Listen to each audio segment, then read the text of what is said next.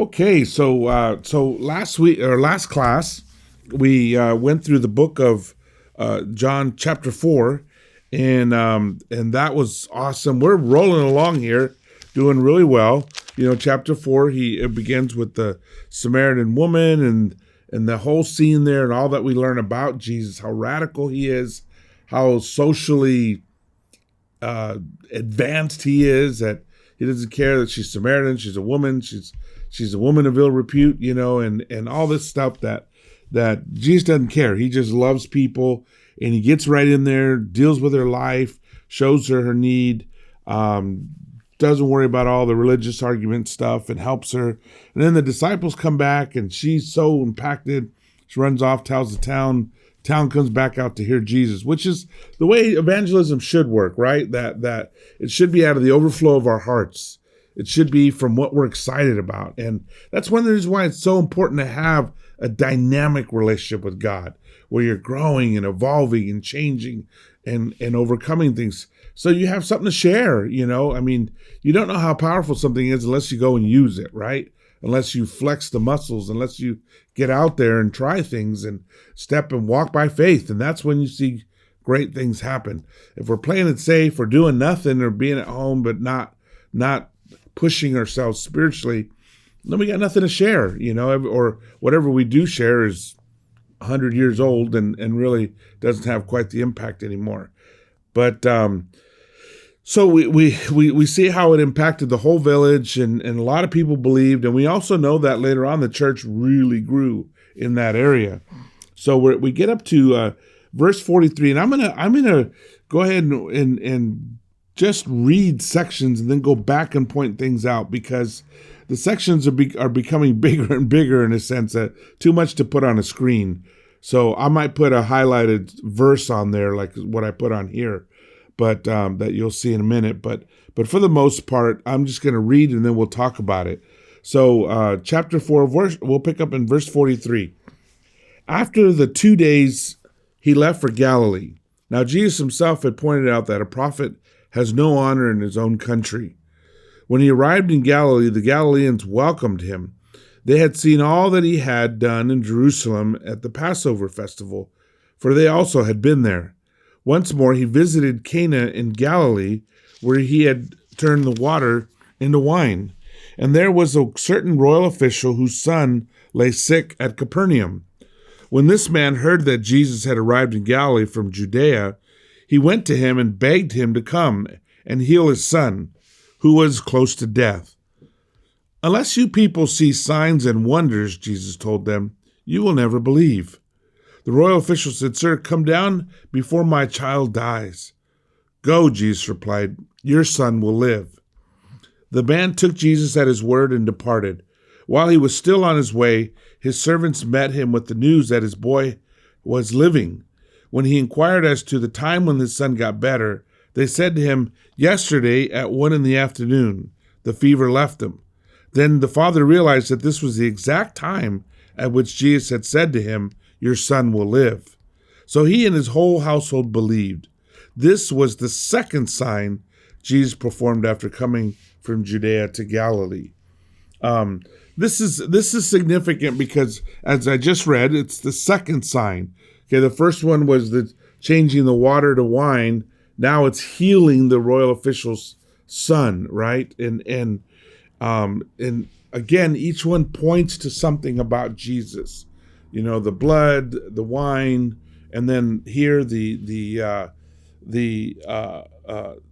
boy that's dying and is healed. And Jesus is a healer. Jesus heals people.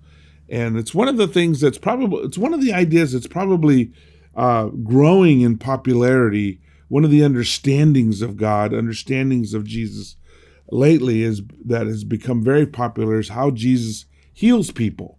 We've always, I think the conviction has been around a long time that, well, Jesus can forgive sins and Jesus can help you, but specifically Jesus healing you has become very popular as we learn how so many things are caused by broken hearts or wounded hearts or trauma or even the ability to mourn or to process things emotionally, and how much healing we constantly need in our lives, and particularly things that we've gone through in life. And Jesus is the great healer. God is the great healer, and he heals people, and he heals us of so many things. We're going to be starting a series of testimonies that'll be giving soon, and you'll get to see and hear a lot of how Jesus has healed marriages, healed people from addictions, healed people from strife or anger or hatred, or even things like racism or bitterness or things like that, where people were at one place completely lost emotionally, and God was able to heal their hearts and help them. Grief recovery is one of the real popular things in the church today, and that's because of that need for healing. And that's basically people who are trained helping people to process that grief and heal from some sort of trauma. So Jesus is the great healer, and he heals the Son, and this is the second sign. In it, I will point out though that Jesus challenges the people about only believing when they see signs. The signs are there to help us believe, but at some point we've got to go. We've got to extend that conviction of belief, of faith, or we just trust Jesus. How many miracles do you have to see before you decide to trust Jesus? And that's kind of what he was challenging them, as he's been doing miracle, miracle, miracle, and they only believe if they see a miracle. Now that's good if you see a miracle and you believe, and that's exactly what happened here. Because of what happened, it says that their whole household believed, and that is good. But at some point, you've seen enough, you've heard enough that you can extend it. We don't faith. You have to have faith just to even get out of bed. You get out of bed, you put your feet on the ground, you believe this floor is going to hold you up. And you don't know that for a fact, but you believe it. You believe the floor is solid. You believe there's not a hole underneath you. You believe the wood's not so decayed that you're going to fall through into the basement. You just believe that. Every time you sit in a chair, you believe. Why? Because you've done it enough times that you no longer question it. Now you know, okay, most chairs are solid. So you don't sit there and check the screws and everything, or when you go over a bridge on the freeway or the highway or cross a river, you don't pull over and check all the bolts on the bridge, because you've gone over enough of them that now you have confidence. And at some point, we need to have confidence in God. We need to have confidence in Jesus, that we just believe him. This is what God has proven to me. And for me personally, honestly, it happened a long time ago. He proved himself. And now, not that I don't slip into doubting sometimes, or slip into worrying, or slip into being anxious about things. And that's where I got to remind myself. I have to kind of recalibrate, put my eyes back on Jesus, and remind myself, he's never failed me. He's never forgotten me. He's never dropped me. He's never gone against his word. Why would he now? He wouldn't. So I can just trust him. I can trust him. And I know if I'm in God's hands, I'm in good hands. And no matter what Satan throws at me, and sometimes that's where we get tangled up, because we think, well, what if God doesn't protect me? Well, here's the thing, is that Satan is the ruler of this world, and bad things will happen. But God is always there to help us. He's always there to help us through things. And that's what you can trust. You can't trust that, nothing bad will ever happen. That's ridiculous. We live in a fallen, cursed world.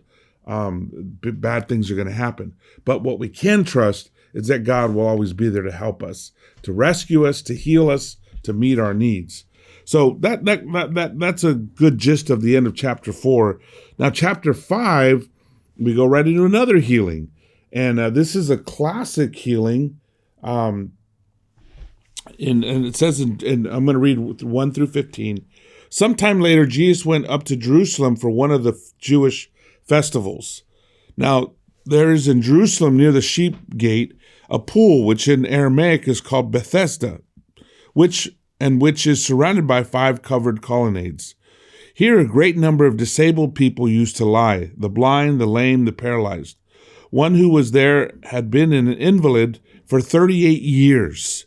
When Jesus saw him lying there and learned that he had been in this condition for a long time, he asked him, "Do you want to get well?" "Sir," the invalid replied, "I have no one to help me into the pool when the water is stirred. While I am trying to get in, someone else goes down ahead of me." Then Jesus said to him, "Get up, pick up your mat, and walk." At once he was cured. He picked up his mat and walked. The day on which this took place was a Sabbath. And so the Jewish leaders said to the man who had been healed, "It is the Sabbath. The law forbids you to carry your mat." But he replied, "The man who made me well said to me, 'Pick up your mat and walk.'" So they asked him, "Who is this fellow who told you to pick up your mat and walk?" The man who was healed had no idea who it was, for Jesus had slipped away into the crowd and that was there. Later, Jesus found him at the temple and said to him, "See, you are well again. Stop sinning, or something worse may happen to you." The man went away and told the Jewish leaders that it was Jesus who had made him well. I love this scene because it's a great classic scene of how Jesus operates. So the backstory is we have this pool in Bethesda, and it's believed to have healing properties. But the water will stir, which it's believed that the Spirit of God would stir the water, and the first one in the pool gets healed. Well, this guy, he's been an invalid for many years, and he can't just jump in the pool. So by the time he gets himself to the pool, somebody's already in there. And so Jesus comes up to him, and he asks, this is one of the rare times Jesus is the one who initiates. He says, "Do you want to get well?" And of course, the man gives him an excuse, says, "Well, this is what keeps happening to me. I can't get to the pool, da da da." But you have to stop and ask yourself, again, always remember, every time Jesus asks a question, why is he asking this question? What is he trying to show or highlight? Most of his questions are rhetorical questions. And even if they're not rhetorical questions, what is he drawing out of us? So he asked the man, "Do you want to get well?" And I mean, I imagine everybody sitting around thinking, well, of course he does. But it's a valid question, because sometimes, even when the solution is there, we don't take it. Even when there's a way out, we don't take it. And sometimes we don't do what we need to do to get well, even though we know what to do. But we'll go around and act like, "Oh, poor me, I can't change, I can't get better, or I can't, have this or have that." When the truth is, we haven't decided to do it, to do whatever it takes. We haven't committed ourselves to it. We haven't jumped. We haven't walked by faith. We haven't give up what we need to give up or whatever. In other words, there's another reason, and it's not that we're incapable of. It's that there's something else blocking us and we're not moving it. And so the question is a good question. A lot of us, we get stuck in situations. Maybe your marriage is not going great. Do you want it to go great? The solution's right here. So the question is, are we willing to make the changes necessary to have a great marriage? Or we want to have a great relationship with our kids. We want to have a great relationship with our daughter, a great relationship with our son. Well, are we willing to change what we need to change? Do we really want to make it great? And if we really want to make it great, then we're willing to change things. I remember there was several years where when my son hit the preteen years, 10, 11, 12, he and I were just clashing. And honestly, like a knucklehead, I thought he was the one at fault. And I'm over here blaming him. And if he would just change, and we used to have a great relationship, he just needs to. And I remember we asked a couple to come and have dinners with us on Wednesday night. This was a couple who'd raised 2 sons, and they were older than us. And I just asked them, "I want you to watch my marriage dynamics, my family dynamics, and give me feedback." And he pointed out right away. He said, "Dude, you're the problem." I'm like, "What?" And he pointed out dynamics in me and my son's relationship. And he said, "You need to change." And I was like, wow, okay. So I worked on it, and it took a while, but we were able to heal our relationship. But that really was on me. to do what I have to do. And at first I didn't see it. And then even when he pointed out to me, I didn't want to accept it at first. I fought it. I thought, no, yeah, but you got to understand, he this, he that, he that. And we oftentimes do that. God will present the solution, but we have to decide, yes, I want to get well. I want this in my life, or I want that in my life, and I'm willing to do whatever I got to do. If I got to change, I'll change. So, anyways, that's a great question Jesus asked, and then of course, Jesus heals them, and he tells them, get up and pick up your mat and walk. And I love this because he doesn't always say that. So he says different things. He does different things. Usually, again, you've always got to ask yourself, okay, why is Jesus doing this? Why does he tell him pick up his mat and walk? Jesus knows that it is expressly forbidden to carry a mat on the Sabbath. You're not supposed to do that. There's a rule against that. And he says, pick up your mat and walk. I mean, he's challenging it head on. Classic Jesus. If it's wrong, boom, he goes up against it. He highlights it. He points it out. He challenges it. And of course the Jewish leaders, they're mad. You're taking your mat on the Sabbath. You're not supposed to do that, and you're not supposed to say pick up your mat and walk. And I love it. The guy is, of course, they're not taking on Jesus because he slipped away. They're taking on the guy in the mat. And he didn't even know who Jesus is. He goes, I don't know. Some guy told me to pick up my mat and walk. And I got up, I got up, and what else am I going to do? I'm going to pick up my mat and walk. And he's deferring. It's almost a funny scene, and he's looking around. He can't see Jesus. I don't know where the guy is, and I don't know who he was and where he slipped off to. But it's a great, great scene. And then later on, Jesus finds him and says, see, you are well again. Now, here's a really interesting thing. He says, stop sinning or something worse may happen to you. So was his debilitation connected to a sin? Was he doing something that was making him invalid? Or did he do something as a young man and became an invalid? Or is it just general, don't go out there and jump into a life of sin, or something else is going to happen to you. I don't know, but the point is, don't sin. Take care of your life. Try to have a great life. Don't trash your life again. You've got a great life. I mean, we don't know what made him invalid. I don't get the feeling that, he was there a long time. There must have been something connected to what his actions were. But the point is don't sin. Set yourself up to have a great life. Avoid sin. Stay away from sin. I remember there was a story of a coach who he walked in the locker room and he had a box. And he said, okay, I want all the team to come here. And all the team comes and they circle around him. And he takes the box and he empties it out on the table, and it's full of snakes. And everybody goes running off in a direction. And he says to them, he calls them all back. And he says, exactly the way you acted with these snakes is how I want you to act with drugs. I want you to flee from them, and that's what the Bible teaches us. Flee from your evil desires. Flee from your sin. Flee from temptation. Stay away from it because it will ruin your life. So here's Jesus teaching them, and he says, there's something worse is going to happen to you.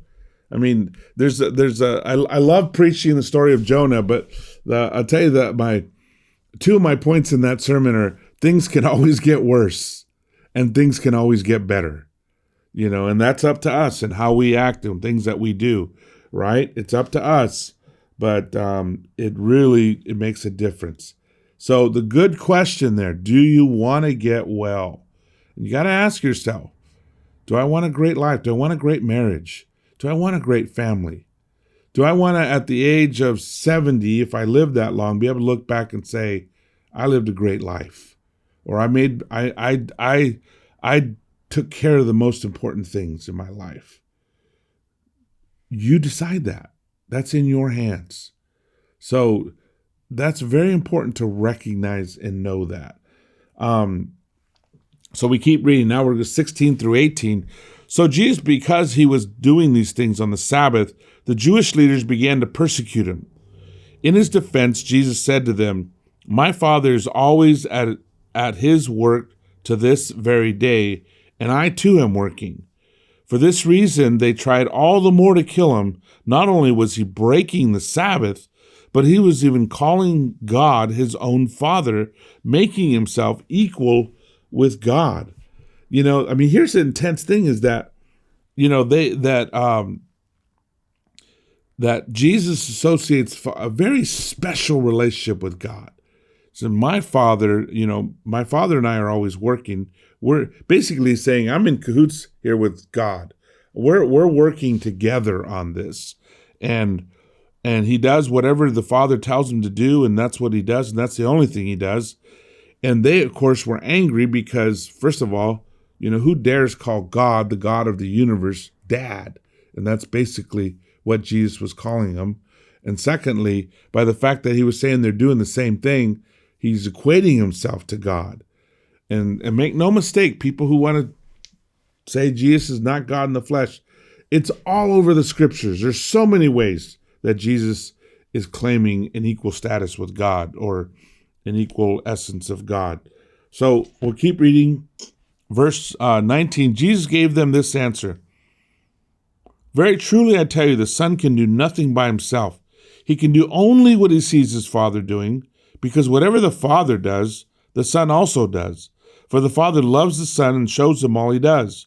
Yes, and he will show him even greater works than these, so that you will be amazed.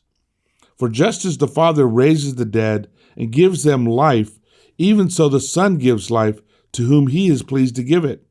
Moreover, the Father judges no one, but has entrusted all judgment to the Son, that all may honor the Son just as they honor the Father. Whoever does not honor the Son does not honor the Father who sent him." This is pretty intense teaching, that Jesus is equating himself with God and that they're one and they work together.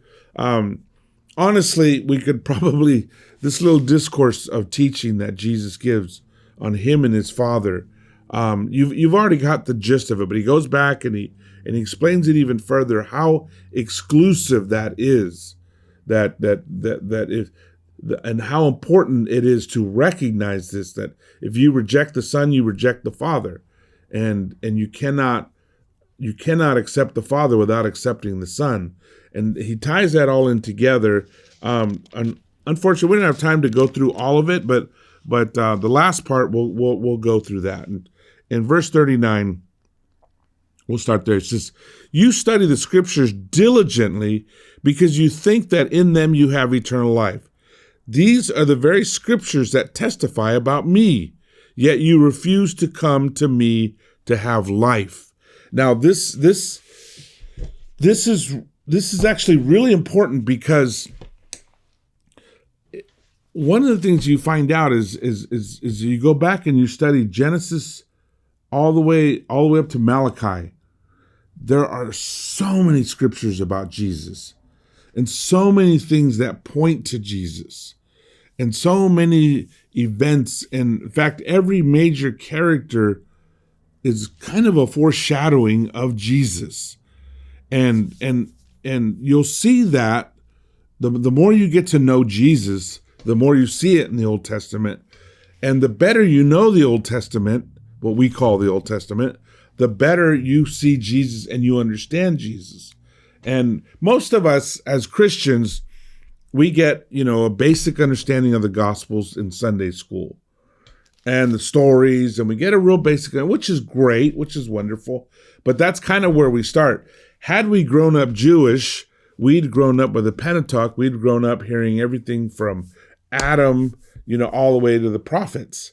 And what we would know, and this is what later on, so why the church started with Jews, because they recognized, they knew what the scripture said. They knew all these scriptures point to him. And what Jesus was challenging the Pharisees is, look, you guys know the scriptures, and yet you don't recognize me. And here's the thing, is that you can memorize scriptures and miss the point. You can know the Bible forward and backward and miss the point. In fact, Jesus quotes later on the book of Isaiah, they will be ever hearing but never understanding, ever seeing but never perceiving. They will be blind, even though they're looking at what they've been studying, they don't get it. They can't put it together. And in fact, the parable of the sower, on the last, there's the classic, hearts, the different kinds of hearts, and on the last heart is the heart that's the right heart, and it says the word is synemi. In other words, it means that it put things together. It understood how Jesus fulfills the scriptures. For the most part, as Christians, we don't go back and study that all that out. But keep in mind that during this time, they didn't have a New Testament. So all they had was what we call the Old Testament. And that's what the apostles and the early Christians, they would sit down and share with other Jews all the prophecies and all the ways that Jesus, the scriptures point to him. There's enough there that it should be fairly obvious that anybody who knew the Old Testament well would recognize Jesus as the fulfillment of the Old Testament. So that's pretty intense. That's pretty amazing stuff there. And he says, look, you study it diligently looking for life, but you've missed life. He's the life. He's the way, the truth, and the life, right? But they missed him. You don't want to be the person who misses Jesus. And we can think, well, okay, but we're not Jews. Yeah, well, we may not be Jews, but we still can miss Jesus. We can still not get it. We can still live our lives being devoted to other things more than we are to Jesus. We can still miss what's really important here. In fact, I would dare say that many, many religious people who go to church every Sunday miss it. They miss Jesus. They don't get him, and they don't understand. And that's a fatal mistake.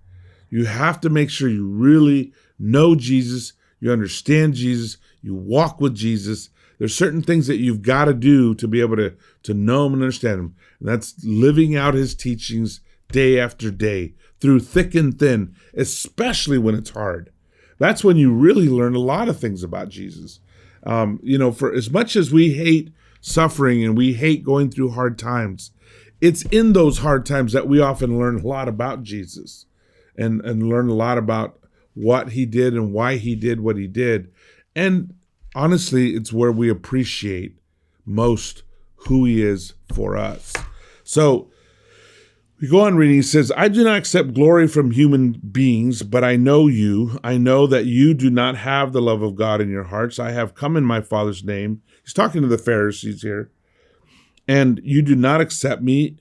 But if someone else comes in his own name, you will accept him. How can you believe, since you accept glory from another, but do not seek the glory that comes from the only God? But do not think I will accuse you before the Father. Your accuser is Moses, on whom your hopes are set. If you believed Moses, you would believe me, for he wrote about me. But since you did not believe what he wrote, how are you going to believe what I say? So basically he was saying, look, it's all pretty clear in the scriptures here. If you just read with a humble and open mind, it's all clear. But if you read the scriptures just looking for what you want to look for and believing what you want to believe in, you're not going to get it. You're going to miss the most important part. It's always struck me, how is it that some of the most atrocious murders, killings, slaughters in history were in the name of God? Even Christian soldiers and armies, and some of the worst things done in the history of the world were done in the name of God. Well, they were done by people who knew who he was but didn't know the scriptures, didn't understand what was being said and what was being taught. And half an understanding sometimes is the most dangerous thing. When somebody has half an understanding but pretends they understand it wholly. We have to understand, we also always have to have the conviction we're constantly learning. We're constantly growing in our understanding. And that helps us to keep adding and never assume that we've got it all down. We know everything we need to know.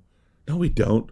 We're learning and growing. I've been a Christian a long time. I'm learning. Probably the last 10 years, I've learned more about Jesus than the previous 10 years.